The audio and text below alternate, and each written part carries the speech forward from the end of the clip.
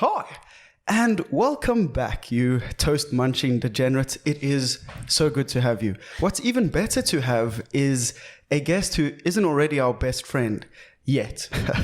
Isn't that right, Chlo Dog? That's right. Woof. Sorry, old habits. Wow. Okay. I think maybe that's like a bit out of context. Yeah. Just barking. We haven't introduced you, so as of now, you're dead to the world. So soon.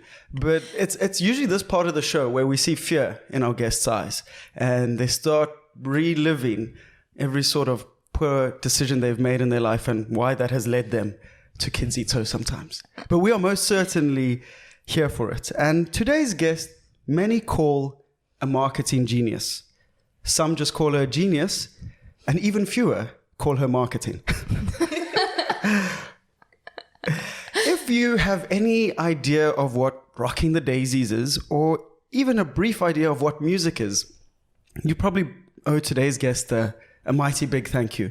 You may give us cash, but if cash is a bit tight, we'll settle just for a like on the video. It is an honor to have you today. Zethu, how are you doing? I'm doing great. Thanks for having me. That's the best intro ever. Thank you. Oh my word, my mom wrote half of it, so... No. Amazing. Sam always Moms starts... love me. When I meet Really? your mom. Oh my gosh, I'm parental gold.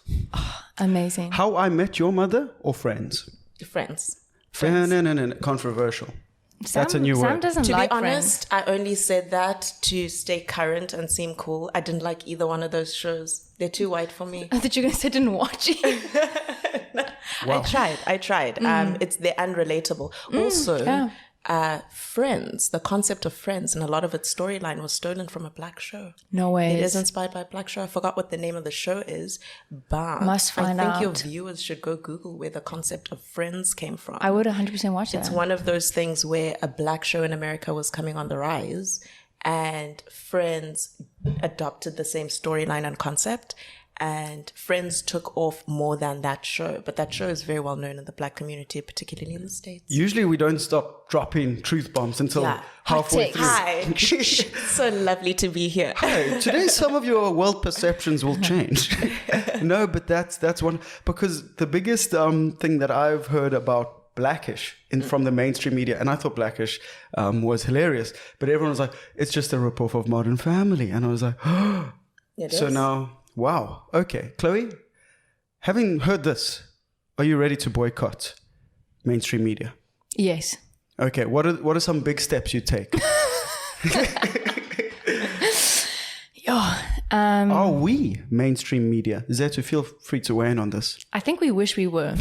That's true. I think the most mainstream thing about you is probably the background color, and I wouldn't change that for the world. I'm not ready to boycott mainstream media. It's entertaining, because if we boycott mainstream media, then we're left with the Ronaldos of the world. Ronaldo and his MLM punting is hilarious. He does like this Herbalife. Not to mention the sexual allegations, Chloe. Yeah, let's also keep it brief. You don't want to be a podcast in a podcast. Wow, she's already calling us out for our own shit. There is, however, I will try put the link to this video. It is Cristiano Ronaldo animal abuse. You heard it here first. It is, he picks up his golden retriever, throws it into the pool, and is like, see. I'm not going to lie. The first time I watched it, I couldn't stop laughing because I thought it was edited. But it is so, and then the dog like comes out and he's like laughing. And that's when for the first time I was like, yeah. I mean, it wouldn't be the first time he abused an animal. Well, the last one was human. So glad you said that and not me. I'm like, poor phrasing, wasn't me for the first time. Here for it. Okay. He's probably one of the most successful rapists of our time. Whoa. Yeah. Whoa. The large male following don't is see anyone shuddering. talking about that. Yes. That's true. Not enough. A lot of people excuse it for he was young. I was a huge Cristiano Ronaldo fan. I never knew about this probably until about 5 years ago. Oh, wow. Which is a long time. From that point, I was pretty shocked. I was done. Is it Ronaldo? He's knocking on the door. He's coming to get... so apologies, our neighbor seems to be either having wild sexual relations or is doing some renovations. Aye. Not to worry. Okay. I think it's actually the doorbell being installed. Oh yeah, someone got rid of that. No. All right.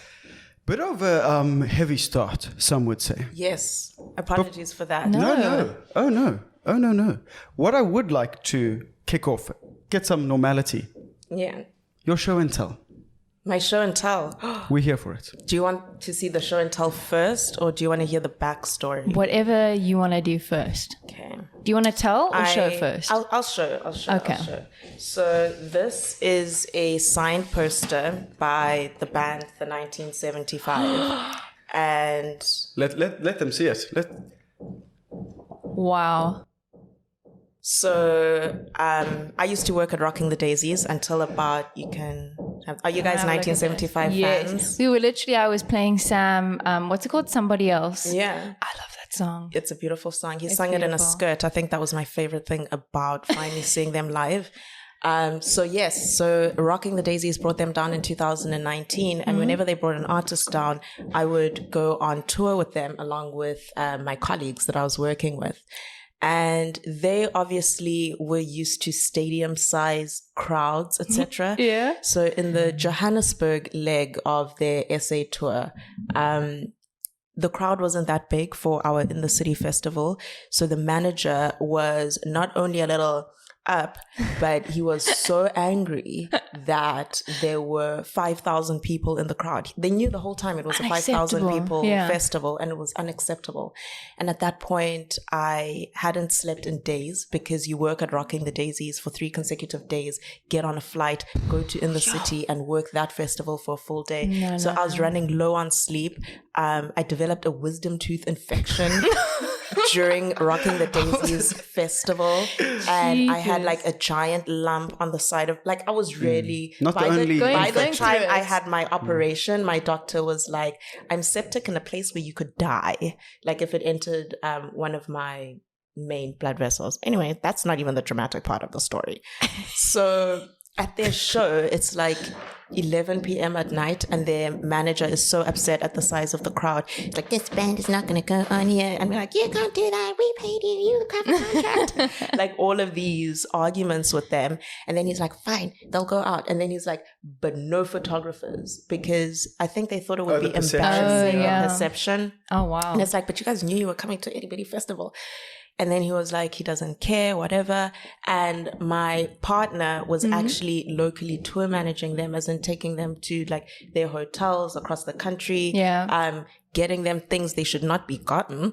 But he ended up being backstage with them. And he's like, you, pointing at him, throw her over that fence. You take down all those cameras, because there were photographers like in the pit and also in the crowd, people who had brought their own cameras and photographers, and they didn't know we're in a relationship. So as we're walking with the manager down the stairs, I'm like, baby, you can't do this. And he's like, I have a job to do. And I'm like, but you love me, don't you? And he was like, I'm just going to put you there. Just pretend. He told me to pretend like I'm taking the cameras down. Yeah. So we get to the fence, and I'm like, come on, Martin, because that was his name. I was like, come on, Martin. I'm sure it's not that serious. And he's like, go. And my poor man had to put me, like, link his arms like this, and I put my foot there. It was a worse strategy, and he threw me over the fence and I landed on my side. So not only now did I have this giant lump on the side of my face, and I got up kind of like shrimping. And I pretended with like the first 3 cameras that I saw, and then after that I just went into the crowd and I started crying a little bit. Oh my God. Wow. I feel like everybody wants to be indie until there's like a small crowd, or you played an indie music festival and they're like, no. But they, I assume they, like, contractually, they paid a certain amount. They know what they're getting paid. Yes. You do your job. Yeah, do your job. We're all here to do our jobs. Exactly. Some of us are being thrown over fences for our jobs. So. But is it maybe, I hate to bring it back to Sue Ronaldo, but is it maybe a case of being too big to fail, especially with they've got such a claim and have played all over the world, and have got such a standard of what goes on. I don't know. I feel like if Black Lives Matter had happened before, it'd be a lot easier to use that hashtag BLM. Oh, they couldn't just care to about force... Black lives. Oh, really? No. They're not racist, but I'm just saying, like... The 1975 arrest. Stop streaming. They are so self... No. Let me pick my words carefully because this is the internet. People can sue you. I don't have money to be sued. Allegedly. I always see people whenever I watch a lot of true crime and they're always like, allegedly, because they haven't been charged yet, you know, just to save My themselves. favorite is when people are like, I'm known as a compulsive liar, so do not take anything seriously that I say. Just to kind of save face. Get out of here. This is not a good human being. Yeah, and it does, and it gets more bizarre. So we always give away meet and greets for people, and their meet and greet was happening after their show. So I had to collect all of the meet and greet winners in a little corner. We had a little WhatsApp group happening, and I had to escort them backstage. I'm limping. Lord knows what is going on with my jaw. Like I look ill. I look like, are you being paid enough to die? Yeah. Wow. Where's the danger pay? You know? Right? Where is the life insurance in the live event industry? Point me in that direction or that check. That could be one of the best show and tells we've had in a... Hey, Chloe? I know. Would you say that was... You learn something new every day with KETS. I took the meet and greet winners backstage. Oh, sorry. She's still telling the story. Yes, no, it pretty much ends here. And I have to stop them at a certain point and then travel quite some distance to their dressing room. Yeah. And when I get there and I open the door, there's like this huge cloud of smoke that just hits me. And I'm just like, oh my God, I'm stoned now. And Martin comes out of this cloud of smoke and he's like, oh, you're alive. I was like, those were his words to me. Oh, you're alive. I was like, did you think I was dead? Sure. Actually really badly injured and no one... No, he didn't care. He was surprised. He laughed a little bit and I was kind of offended. It sounds like you're ready to be Travis Scott's new Too Soon. It's too soon. It's too soon. When something like that does, and I mean, I hate to jump as wildly as this, but if you listen to this, you're pretty synonymous with the KETS brand. It's not too orderly. When something like that happens, what are the sort of like real life ripples in terms of just obviously tragic loss of life, but for someone like in your position, you know, what happens? How do you deal with that sort of fallout? I think we should contextualize maybe what you do in the live Have we not music done business. That? No, not really. I have several conversations going on in my head right now. Okay, I'll provide the context. Thank you. So save us. I used to work in the live music industry. I still kind of do in a few ways. So I work primarily music marketing and entertainment marketing. So head of marketing, PR, social media strategy for music festivals, large scale, 15 to 50,000 people. So I have been in those situations where people die at your festival.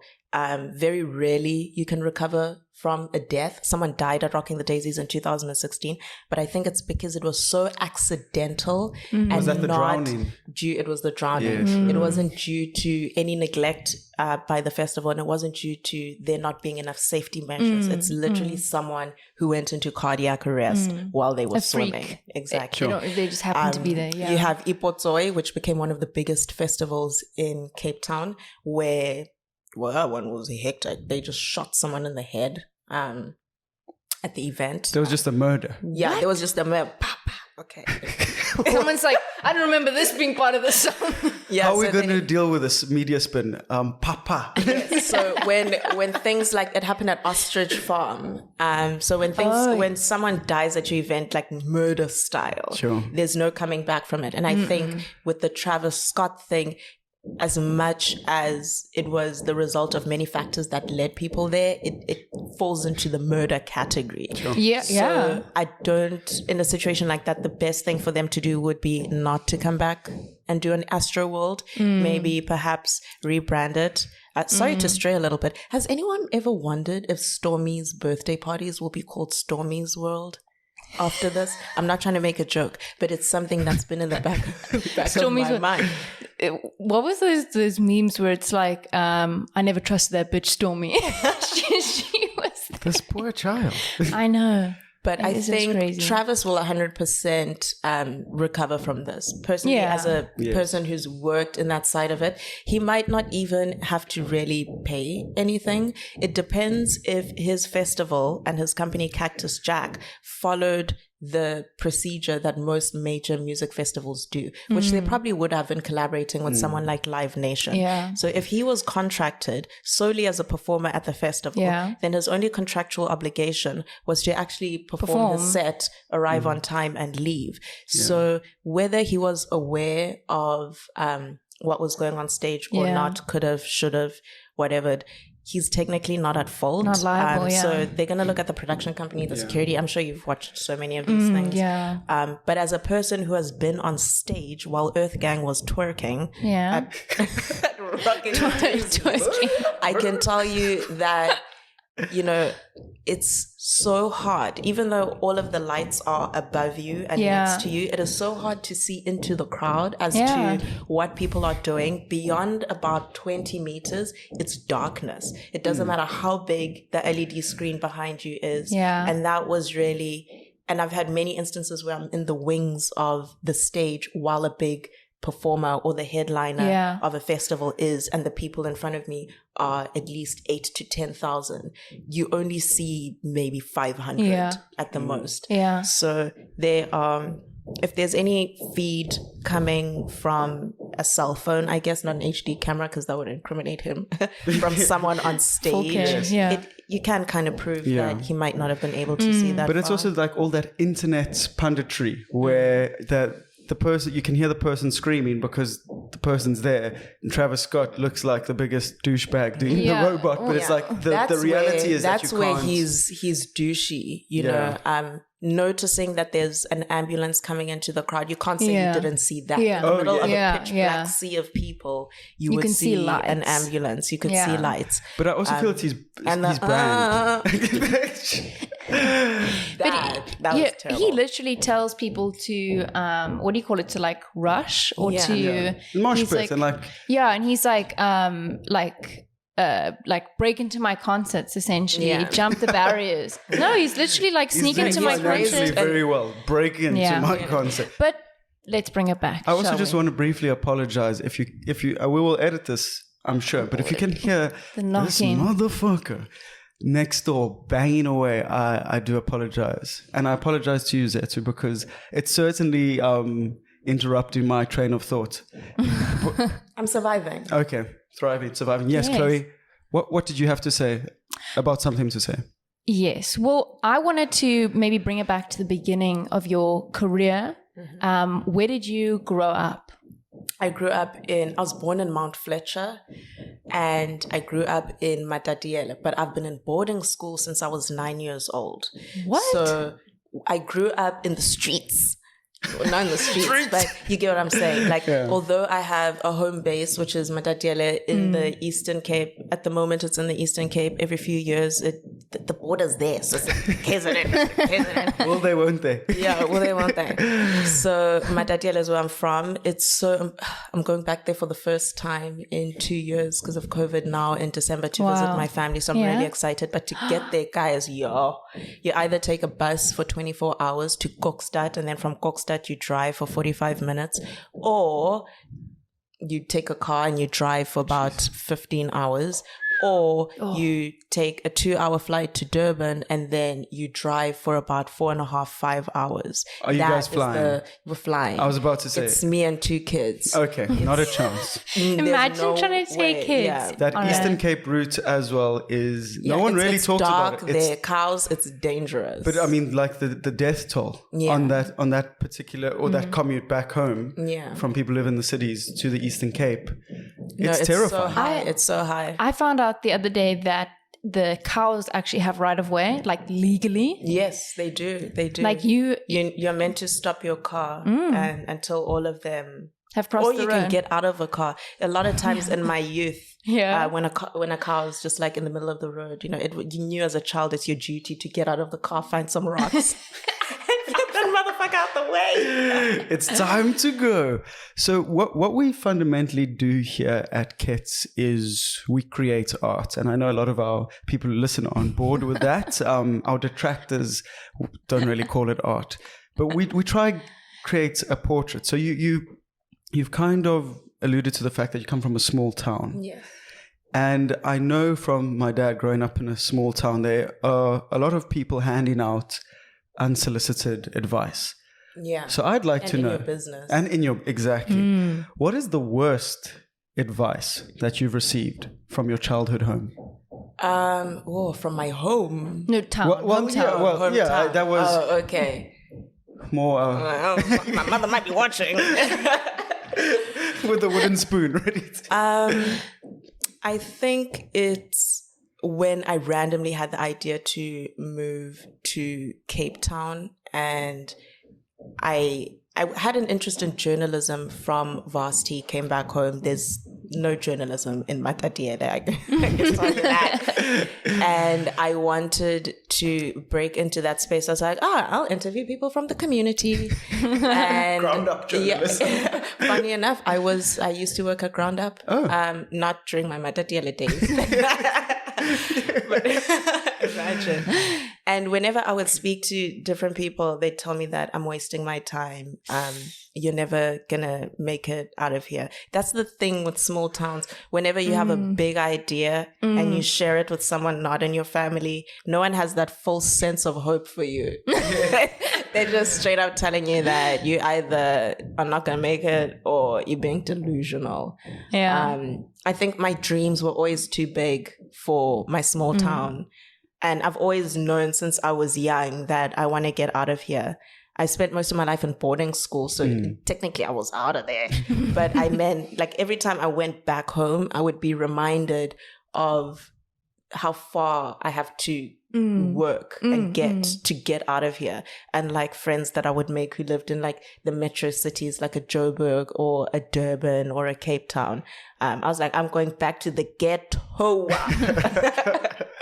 But so now living in Cape Town, that's our OnlyFans account where we just sell the street address of the guests.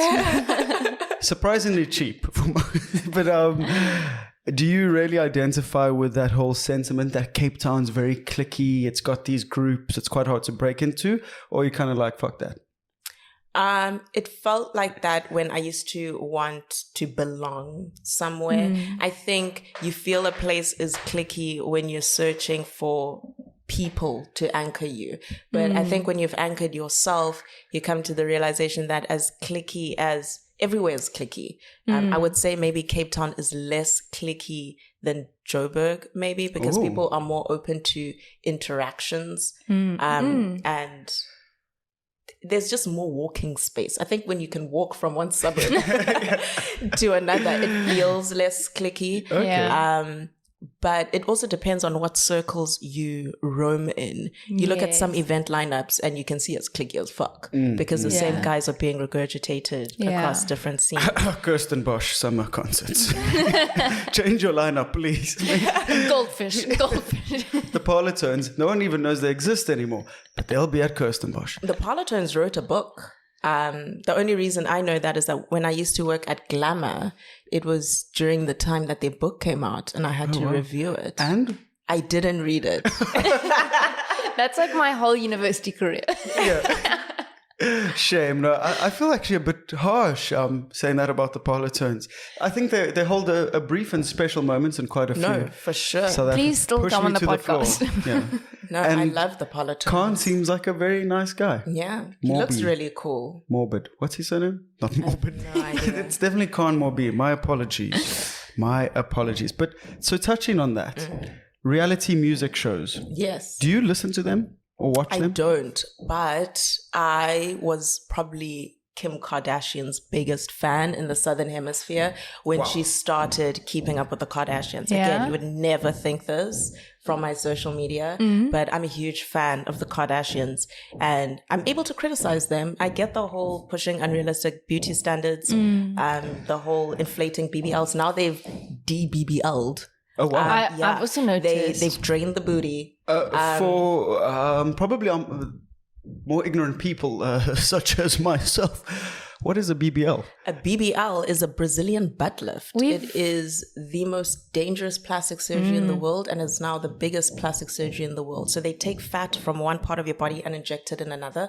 So that's how they got their hourglass figure and their big butts. So their butts weren't implants. They were merely fat transfers from different parts of their body. We've talked about this on the podcast. I sometimes I don't listen, but I Do your own that's podcast. quite something. Yeah. Would you ever get a BBL, Chloe? No, it's not worth the risk of my life. I'd rather go to the gym. Why is it a risk to one's life? It's just a complicated It's just procedure. very Yeah, so where dangerous. they inject the fat back into your butt is very close to an artery that goes to your heart.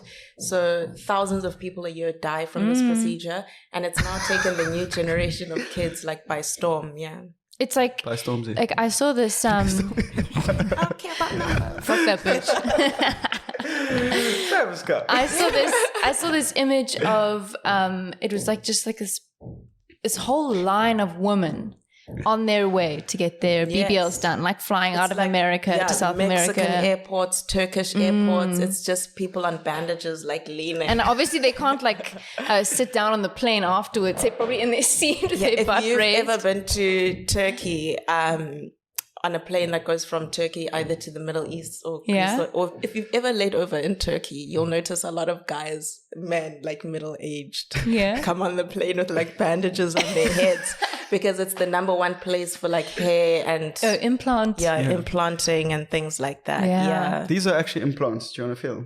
You can if you want. Are they? Yeah. I might take it and make a weave. You don't know. Is this really implants? Implants, yeah. No. Go to Dr. Utke. No, that's if you want a nice pizza that you can just chuck.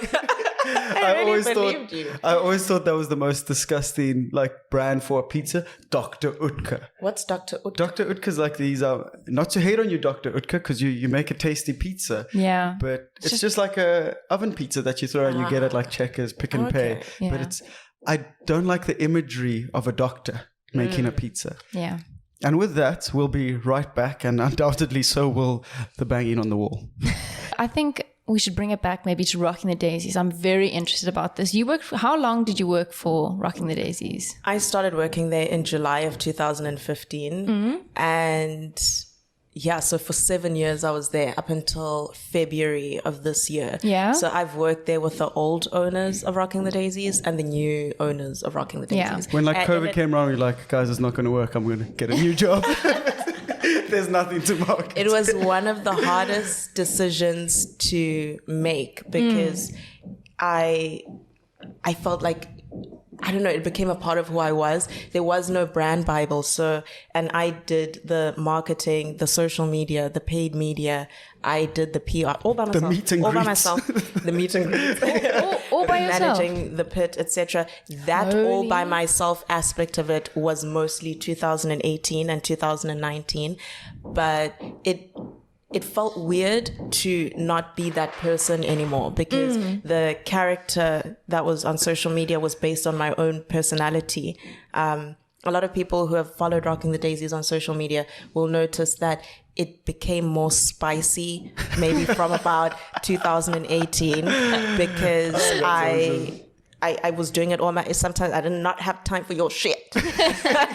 Where do we get tickets? And I would like fight back, when I remember one time on Twitter, Rocking the Daisies trended after someone said, someone was dissing me, dissing the brand. Oh, yeah. And I didn't have time for this. And they were like, no, they've been to Rocking the Daisies, it sucks. And I'm like, oh, really? Because I can't find you on the system. And then someone commented, oh my God, who does the social media here? And I replied, Stefano De Mera. Remember Stefano from Days of Our Lives? He was like that evil guy.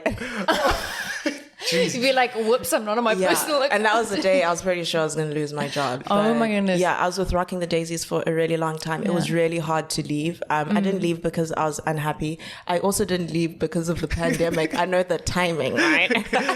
Guys, it's not me, it's you. I had been freelancing for years in the record label side of the industry, creating marketing campaigns for musicians and artists. And really my love shifted there over a few years, and I just never left because I never found the right opportunity to properly get into that realm. I guess no record label was going to take a shot at me. I didn't apply for anything, so I don't know what I was expecting.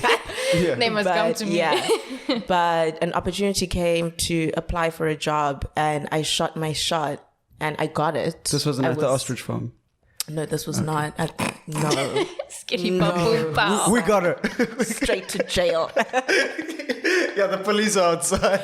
Tell your children you love them. But I shifted. My children. Oh my God. So I switched full time to the label side. I developed a love for marketing, working with musicians specifically at Rocking the Daisies, because my job was to sell 15 to 20,000 tickets. And when I was the only one doing the social media, the PR and the marketing, it was stressful as fuck. Sometimes I look at marketers and I'm like, you're con men. I know you don't do anything but have fake we have to meetings. sell a dream. This is not you. Yeah. No, but you're literally the one who's peddling tickets. Wow. Yeah, it was hard. Obviously, the brand also sells the tickets, but I was also in charge of the brand image and the persona online and converting people and talking to them over DMs. I was doing the social media and then also creating the strategy for the brand. It was too much. And you almost had to do stunts, jumping over thrown over fences. I'm telling you, it's too much. Who was the most famous celebrity you interacted with? Or a musician rather. Celebrities I think Black. Oh yes. Black, the 6 one lakh, with the Chloe. 6 lakh. For all these whiteys. I also have my show and tell was between Black and the 1975, but he was probably my most famous. I worked with at Daisies because he was relatively up and coming when he was announced as coming to Daisies, but in the months leading up to it, he became a superstar. He released that album. It went #1. He launched a world tour. We were the first stops. It was like all eyes on the festival. And then boom, you can't bring alcohol. I know. I was about to say, that is my one experience with Rocking the Daisies. I was going to, before, show you a video of me in the crowd at Black. It's my only recollection of his performances on my phone. I was blackout. But what a fantastic show that was. Yeah. And just a great Daisies in general. But it also is a segue to probably what might have been your darkest day as a marketer. And just for context, if people who don't know what Rocking the Daisies is, this would have been a interesting listen, and obviously not that great at your job. But anyway, Rocking the Daisies is probably one of the most iconic music festivals in South Africa. The whole experience as you go camping, it feels like December in October, and there's actually It was my favorite festival in the world. Oh, wow. Ever. I used to be I was there, dance floors. Oh, so you just enjoyed the festival as well? I was birthed in the Electronic Dome. I remember I loved Rocking the Daisies so much. In 2014, while there was a band on stage and in the Electronic Dome, and they would just bring Hennessy on everyone, and I was like, I gotta work here. It was at that moment I was like, I need to work here. I need to somehow be here where the Hennessy is being thrown at the bitches. That's fantastic. So, but one of the big core components of this was the camping lifestyle. So you come in, and part of camping, as most South African knows, it's very closely tied with alcohol. And you'd bring in your own booze, your jungle juice, and that's part of the reason why people got so drunk at Daisies, because you could drink. Yes. And I will say that, we'll touch on the price later. But until in 2018, Can Do came out, that campaign, no booze allowed to be brought into Rocking the Daisies. It was like you couldn't bring your own popcorn to stir. That is the common misconception. I think it's one of those coincidences where people thought it was money driven. Yes. But being South Africa's greenest music festival, the one thing that was actually stopping us that could take us from being, in the top 20 to the top 5 was the amount of litter people left in campsites. Oh, really? There was more trash, plastic trash, a lot of which wasn't recyclable because people wouldn't necessarily get empty Gqola bottles because that means you have to buy an Gqola 5 liter to empty it out to put booze in, which is what some people would do. But they would actually buy the hard plastics where you would put like your gasoline, I suppose, or like milk. So it's not like easily recyclable materials. So it's not a money grab. It was to get. It wasn't. Okay. Obviously, it Money's had involved. Yes. Yeah, money's involved, but it wasn't the main driver. And I think also the timing of that announcement. So how did you deal with this fallout? Because people were angry. Oh, I got sick, man. Like physically. I got physically ill because I was doing the social media, the PR and everything.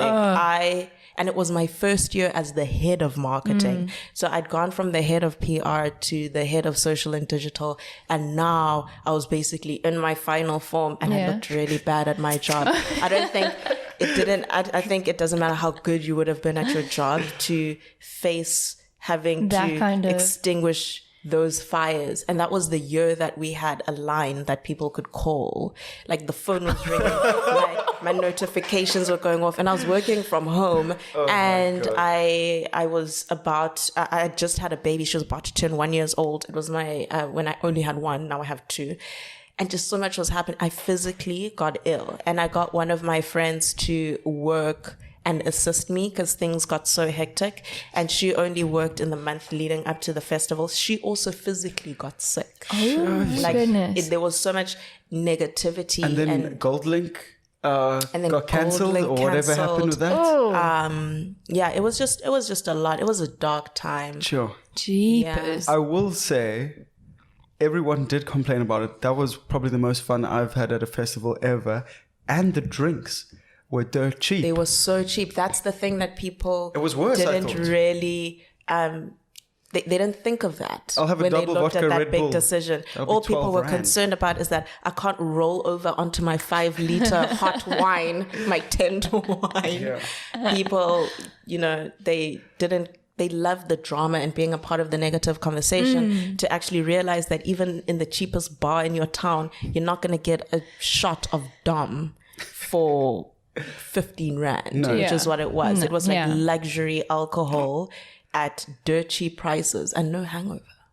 Yeah. No, it was. I remember we left Daisies to do. We thought we were so intelligent that we had a car full of booze, and then we got so drunk outside of Daisies and I'm not even joking, we couldn't make our way back in because we couldn't find our way back. This is post breakup for Sam. I think he's in this self-destructive phase. Not our breakup. Yeah. I was an alcoholic. I woke up on the Sunday of Daisies, and people came around. I was like, you saw me like, hey Sam, how you doing? I'm like, hey Zethu, I didn't know you guys were at Daisies. So good to see you. They're like, we spent the whole of last evening together. I was like, ooh. And that is a terrifying feeling, being blackout drunk, because you can't retrace your steps. Yeah. What a doctor. I used to be very much like that as well. I went to Rhodes University. It's such a toxic drinking culture where it took years after leaving university to be able to like have one drink or not drink for effect. Yeah. I also feel like you're the life's blood of it. Like you seem like that sort of character. I was, and I think it was largely driven by alcohol to be the main character in a room. I hate main character now. I'm not trying to be a main character. I love being background girl. Side quests. But when background girl with 30,000 followers. But the more right? It's always the people with social anxiety. We've all come together on TikTok to shine. Yeah. Imagine. But starting to work at live events and festivals like that, you're around alcohol and drinking so much. Everything is a milestone. Someone had a great performance. It's like, woo! Yeah. Everyone's stopping you for tequila in between traveling from one place to another within the event. That it just didn't. I felt like if I want to be successful here, I have to actually just stop drinking completely.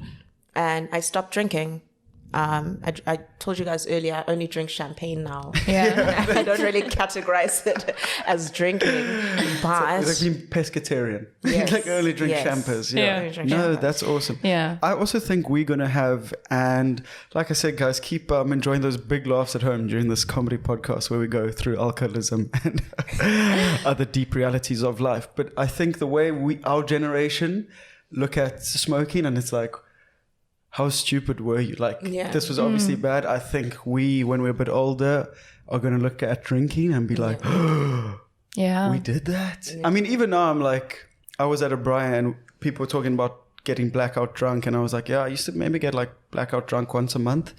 And the mom looked at me, she was like, oh, and she literally said like, that's going to have long-term health effects. I was like, put down I was like, all right, so we're sober now. But you know, when I stopped drinking, I realized how many people were in my life that I didn't like. Because I realized also how repetitive a lot of conversations with people who I was friends with at the time were, you know, like we were meeting up for drinks Wednesday to Sunday, and I found myself cutting that down to about 1 day a week. And then eventually I just stopped hanging out with some people that I'd been friends with for years. Yeah. A lot of my friends, my closest friends, I've been friends with like 10 years or more. So we did start in the trenches of roads, but some of them dropped off along the way because I simply lost interest and realized that we don't really know each other, A, and B, because you're always blackout drunk by the end of the night, you don't remember the conversations you're having. And I got to a point where I would only be able to stay for like an hour or two of hanging out with people, because after the 2 hour mark, everyone is tipsy to getting super drunk. Yes. And they're putting out the same stories. And I found myself so lost in the world. Like I was like, what is my personality? Because like, if I really think about it, I've been heavily drinking since I was 19. Yeah. And now at the time I was like, now I'm 27. I don't know who the fuck is this bitch? Like, what do I like? And it made me so sad because I wanted to hang out with people, but at the same time that hangout revolved around alcohol. I wanted to do fun things with my friends, but on the days that you do fun things, which is on the weekend, people were always hungover. And I ended up becoming a little bit of a loner, and from there I evolved to just straight up hating people.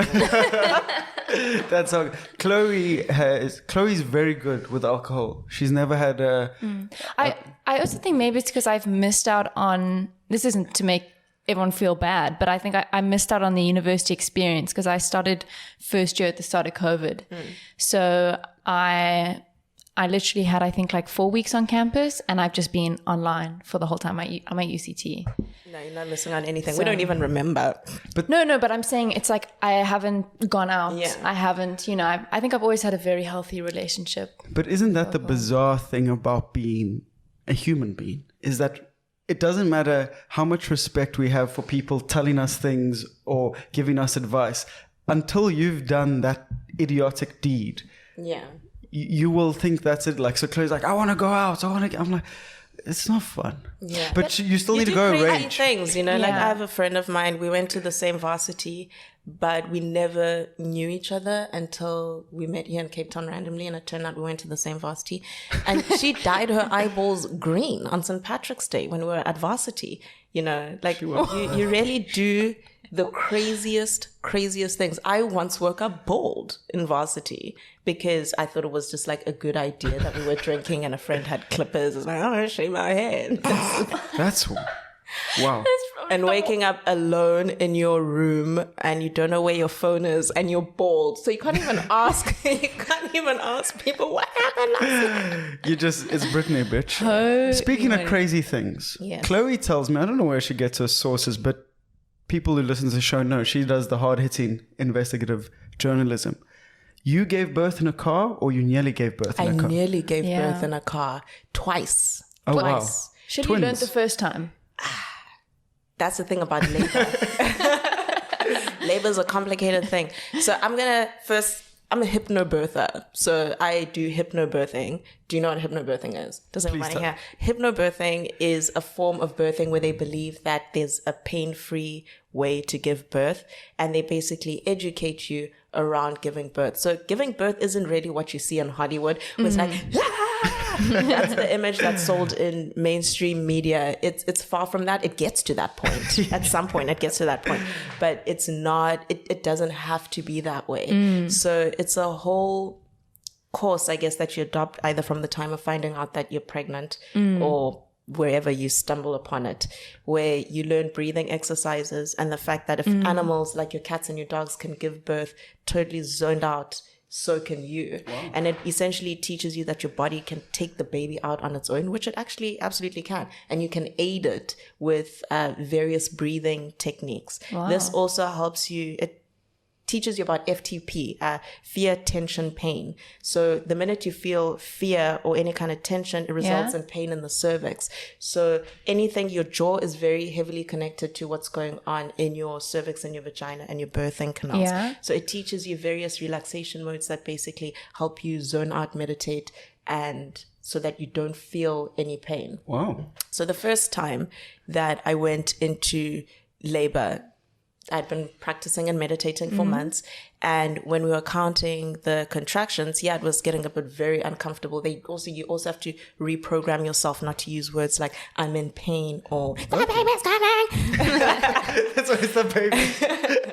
And it was my partner's birthday and I'd made all of these plans, deposits were paid. And I was like, in the morning, I think that I'm going into labor. The day before, you could feel it. If you ever get there one day, you know something's up. Something feels weird the day before.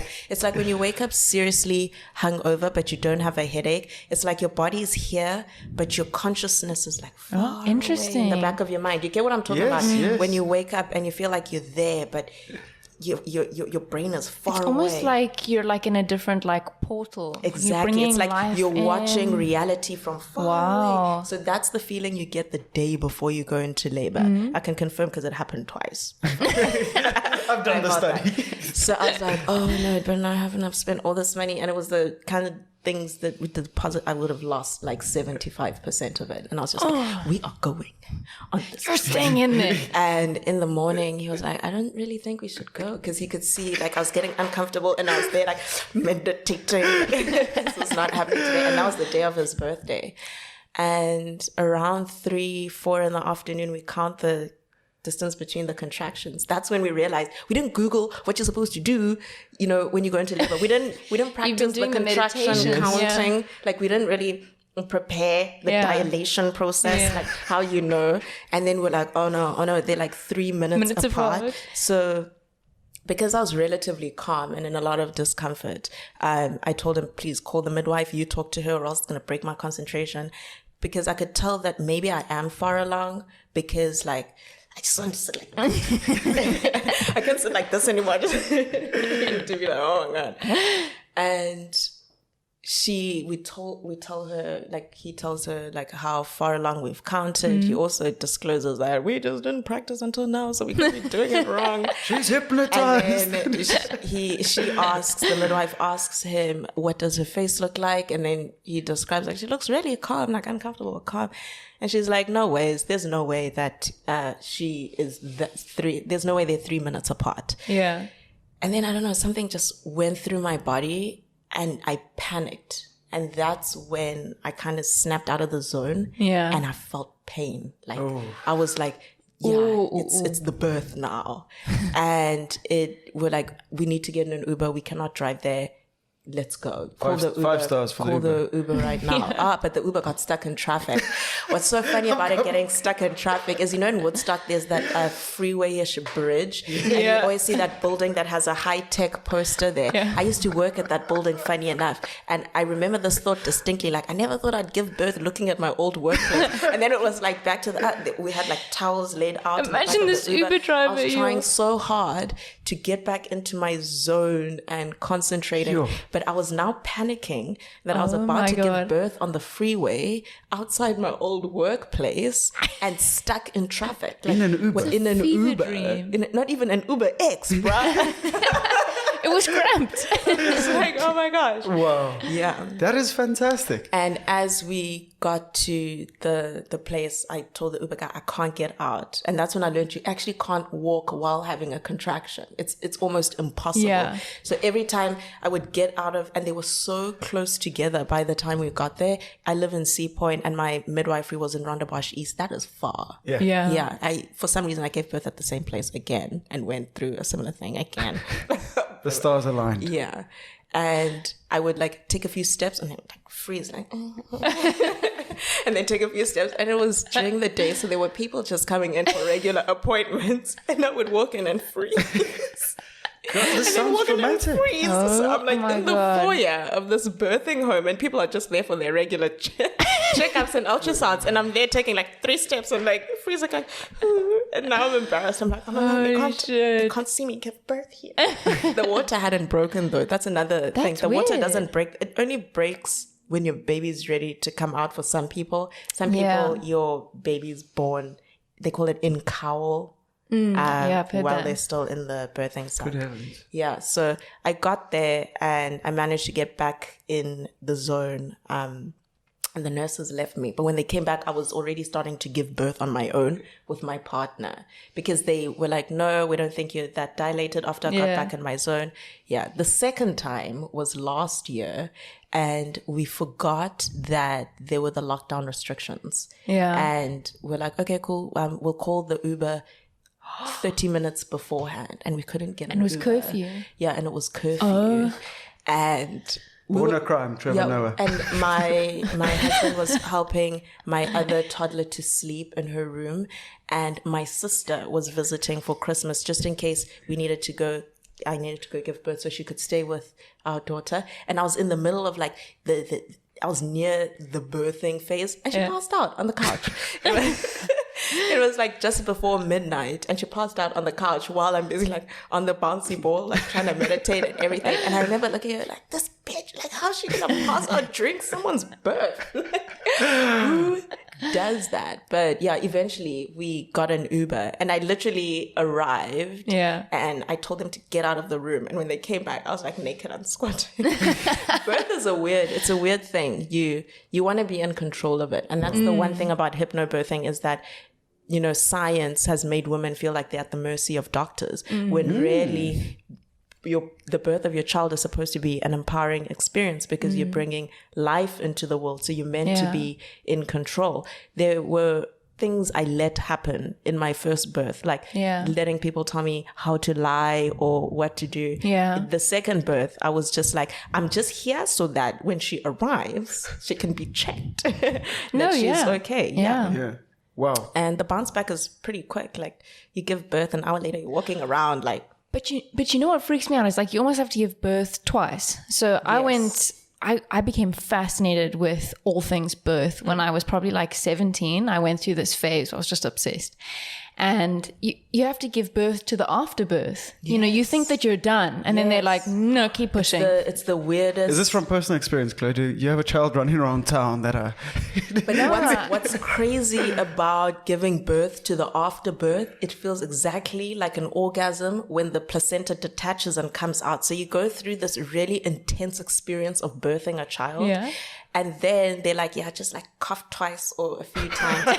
And then the placenta, like kind of like it literally just like pops out like slime, you know, like clean slime. That's wild. And but when it comes out, it's just like it's just like, oh my God. It like brings you back to life. Like, yeah, baby. Wow. Yeah, no, it's crazy. And the hormones that flood through your body after you give birth, you understand why people chase heroin and needles because it's just like or just have lots of children. If that's what I thought I could get from drugs, I would be an addict right now. It's one of the most phenomenal feelings. And are you done? I'm done. Okay. I'm closed. All right. Wow. Chloe, how many children are you looking to have? Sam wants to have 5. I think I'll have 3. There was one more than... Yeah. I said... Is that a male thing? Like I think it's a male feel like thing. Creating a clan. Until kids need lifts everywhere. Do you know what I mean? I think it's until kids are there. Like... I just have to drive my sister around. I love her dearly. But whenever I have to give her lifts, I'm like, there's no ways I'm doing this for 5 kids. No, I absolutely hate children, but I love my children. Yes. My children are amazing. That's lovely. I go to birthday parties from time to time of other kids. I dread it. I'm just like, this Terrible. snotty nose motherfucker's going to come grab me and ask for something. So maybe we're going to turn it back with the Holmes clan. Yeah. But you also don't want a single child. They always spoiled those children. Single children are the devil. They're so insensitive and selfish. Yes, they can't share for There's shit. always, yeah. And they can't think of other people because no one's ever beat them up. You need siblings. you need siblings to know what the world is like. Yeah. To know that people can love you and mur you the next day. Oh, yeah. Speaking of people murring each other. Oh, what a segue. True crime. Hey? True crime. So we touched on it briefly. I love true crime. I mean, I don't murder is the way to my heart. I don't love crime, but I do love true crime, which kind of means that I do love crime in a way. But I'm one of those people, crime and natural disasters, it's a horrible thing, but the bigger the death toll, I'm like, give it to me. and I want it in like an hour long, like tell me the story, tell me their background. I'll even take the crack ones, the low budget, like PowerPoint style banners. But I've seen on your TikTok, you've covered South African serial killers, and I try to pretend like those don't exist. Yeah. You know what I mean? You hear about them in the States, I'm like, you're shame, hey? Yeah. You know, we don't have those yet. Our police force is just not, sort of competent enough to work out, hey, this is probably a serial killer. Yeah. But how many do we have? Or have you just covered a few? Exactly how many serial killers are scared. roaming? The most known ones, they're probably like 20, but what should alarm you is how many murders are reported in the news and then no follow-up articles on those murders. So when I'm trying to kind of like look for some serial killers, I'll kind of Google the murders that have happened. Yeah. Most of the time I'll try Google a murder that happened before 2015 to see did they ever solve so many cases of people who were killed, body parts that were found, and there's just no follow-up article. I think we've got one of the lowest murder case completions in the world. I don't know if that's a term. And the highest murder rate. Yeah. Some would say they go hand in hand, but it's terrifying. And my dad sent me an article, as all good dads do. Obviously also a Daily Maverick article, and it was about these assassins, essentially, that come from KwaZulu-Natal into places like Cape Town, Johannesburg, and they will kill for 800 rand. That's another thing that's not and they disappear discussed and enough. they just, because there's no murder weapon. Assassinations, 800 rand. 800 schmackaroonies, they'll kill you. Well, I mean that whistleblower was literally just killed outside of her house. Yeah, It's 800 rand. It's terrifying. Wow. We recently shared some crime stats on this comedy podcast, and dark humor. no, it's just it's terrifying, and the political assassinations.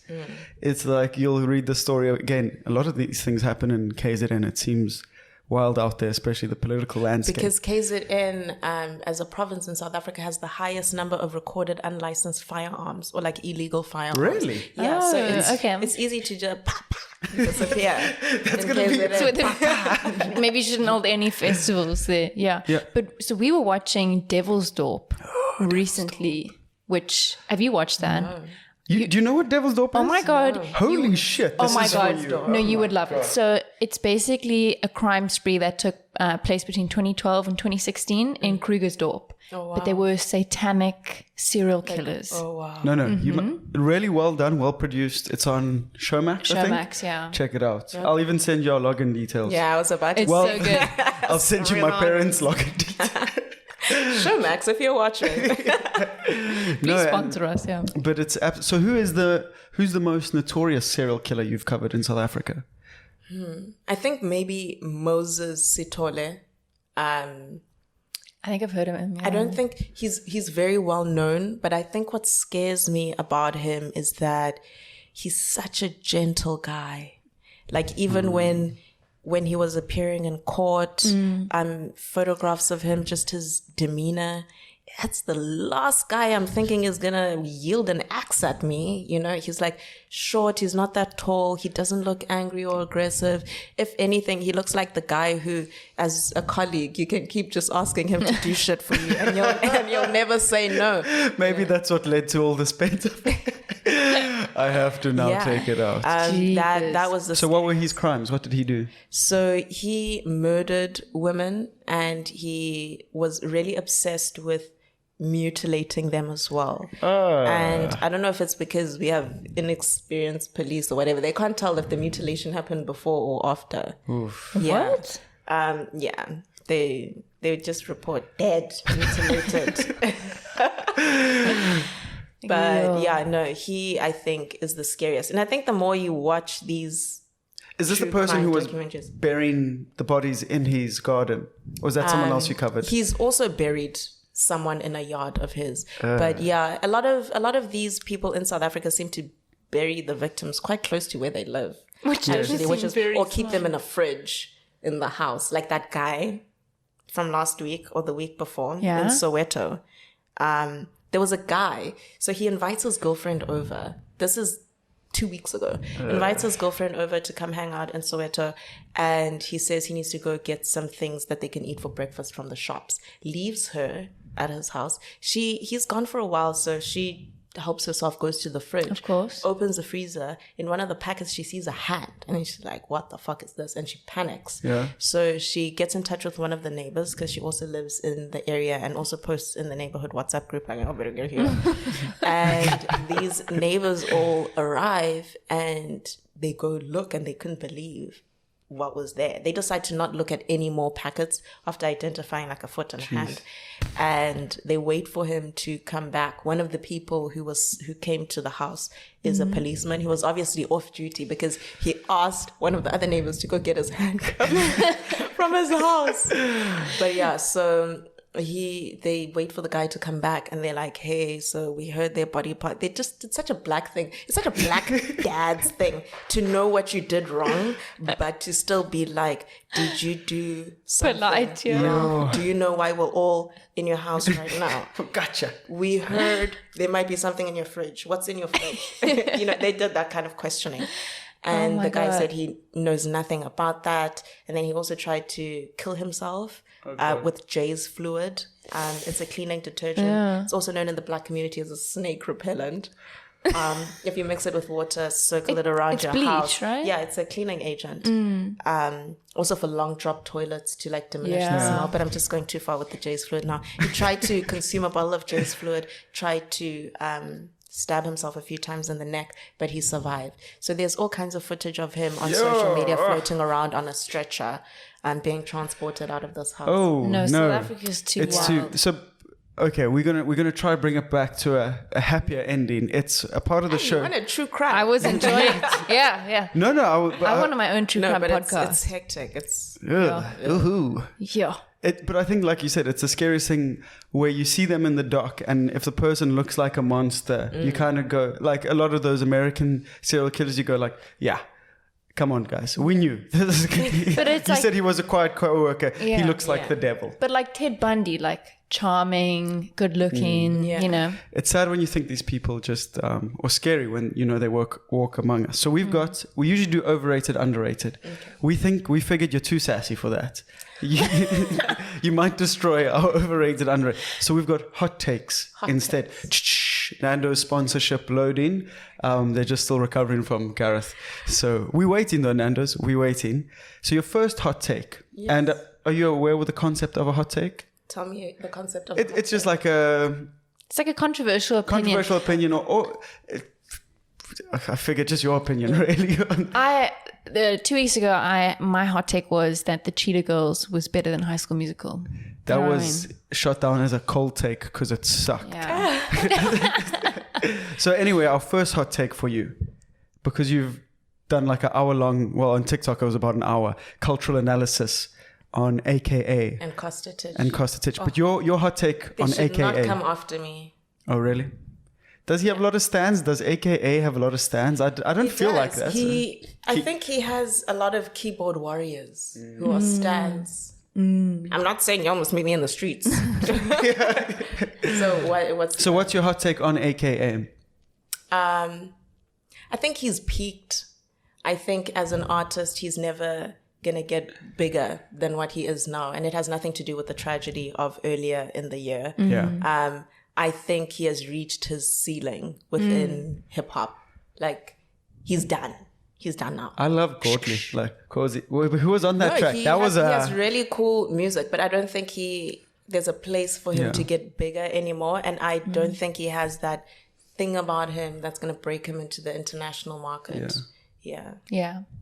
No, I like really. South African hip hop artists, I think they become really big and then they become lazy. Yes. And they get comfortable. So they start competing among themselves and stop creating hip hop that can contest with the rest of the world as one of the biggest, most highly competitive genres along with pop.